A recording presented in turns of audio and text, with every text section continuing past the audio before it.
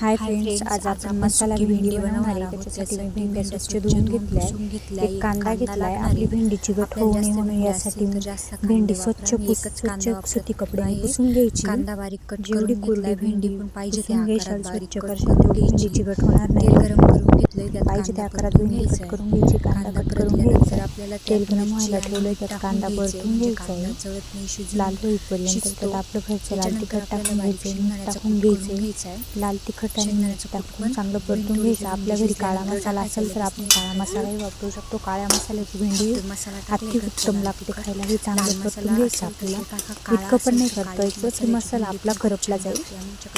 थोड्याच प्रमाणात परतून घ्यायचे, मसाला कच्चा नाही राहिला पाहिजे।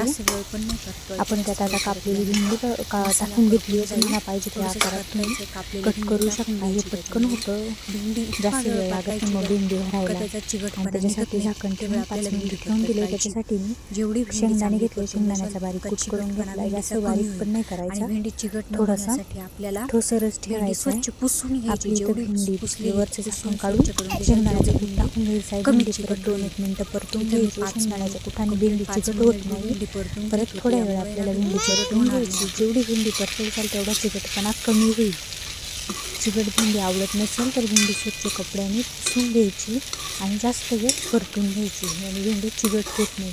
तुमच्या आवडीनुसार तुम्ही कांदा टमाटाही टाकू शकता। आम्हाला टमाटा आवडत नाही म्हणून आम्ही टमाटा टाकलेला नाही। झाकण ठेवून 5 मिनिटं शिजून देऊ। इथं आपली भेंडी शिजली आहे। या सगळेजण जेवायला खूप छान लागते। अगदी सोप्या पद्धतीत, घाई गडबडीच्या पद्धतीत मुलांना मसाला भेंडी पाहिजे असेल तर अशा प्रकारे तुम्ही करून देऊ शकता। बाय।